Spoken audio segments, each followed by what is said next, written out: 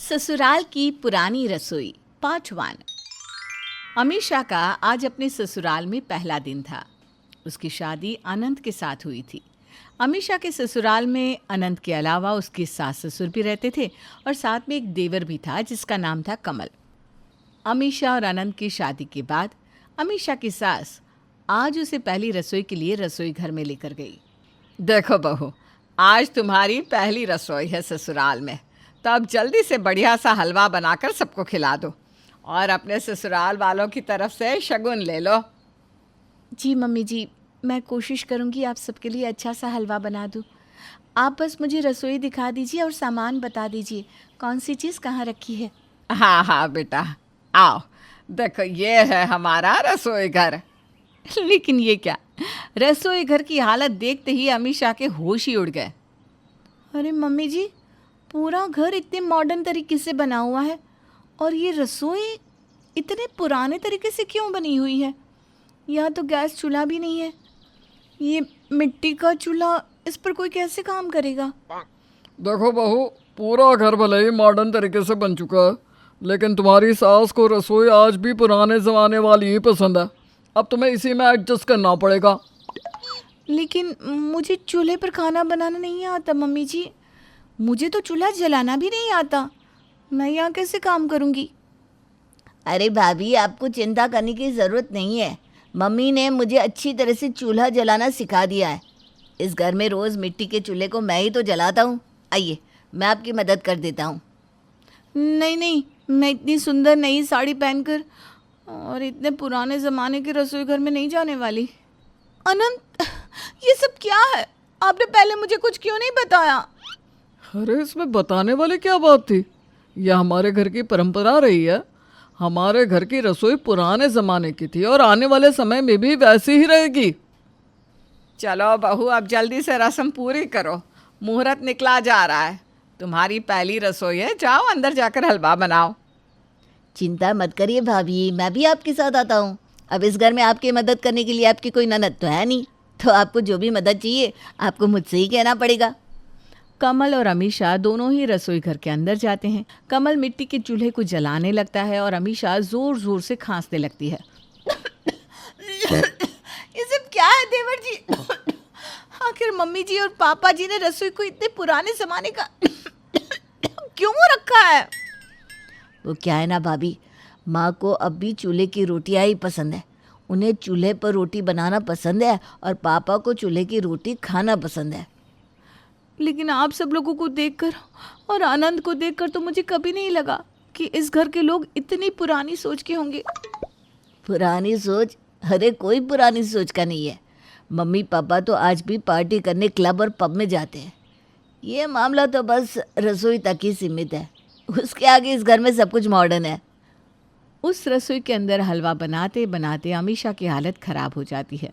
उसके सारे कपड़े अस्त व्यस्त हो जाते हैं और धुएं से खांस खांस कर उसे बहुत परेशानी होती है। अगले दिन सुबह के वक्त, मम्मी जी, क्या हम इस रसोई घर को थोड़ा मॉडर्न नहीं कर सकते? वो क्या है ना, यहाँ पर काम करना मेरे लिए मुश्किल हो रहा है। देखो बहू, मैं तुम्हारी कोई भी बात मानने को तैयार हूँ, लेकिन इस मामले में बिल्कुल भी नहीं। लेकिन मम्मी जी, ज़मीन पर बैठकर रोटियां बनाना कितना मुश्किल होता है। आप इस बात को क्यों नहीं समझती? अरे बहू, तुम समझने की कोशिश करो।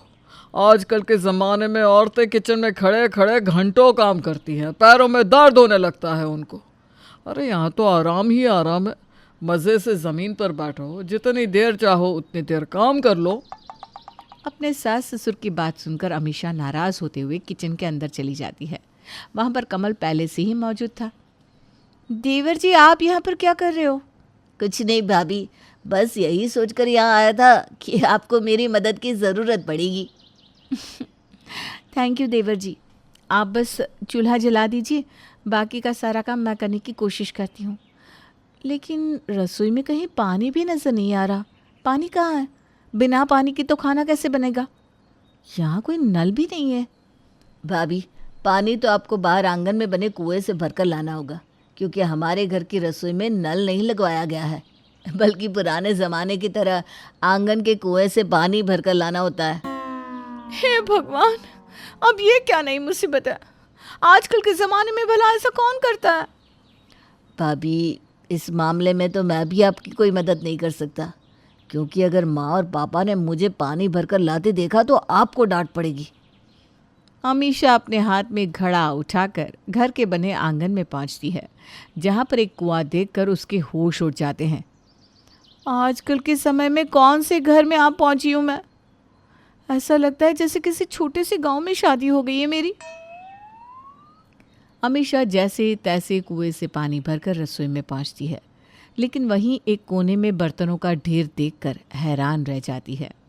वो रसोई से बाहर निकल कर आती है और अनंत के पास पहुंचती है। आनंद, आपके घर की रसोई है या कोई भंडार? अरे वहां ना पानी है ना बर्तन मांजने के लिए सिंक। अब भला मैं बर्तन कैसे साफ करूंगी? अरे अमीशा, तुम्हें बर्तन मांजने की कोई ज़रूरत नहीं है। तुम इस घर की बहू हो, तुम क्यों बर्तन मांजोगी? तो फिर कौन बर्तन मांजेगा? पूरी रसोई गंदे बर्तनों से भरी पड़ी है।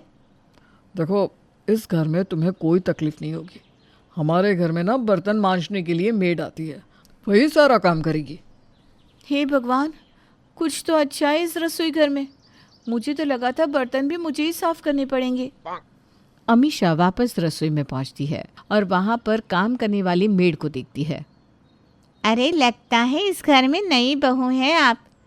देखिए, आप जूठे बर्तनों को हाथ मत लगाना, ये काम मैं कर लूँगी। लेकिन करोगी कैसे? यहाँ तो बर्तन मांजने के लिए कोई सिंक भी नहीं है। अरे बहू रानी, सिंक नहीं तो क्या हुआ, घर के बाहर आंगन में एक बड़ा नल लगा हुआ है। सारे बर्तनों को भरकर वहीं ले जाऊंगी और साफ करके वहीं रख दूंगी।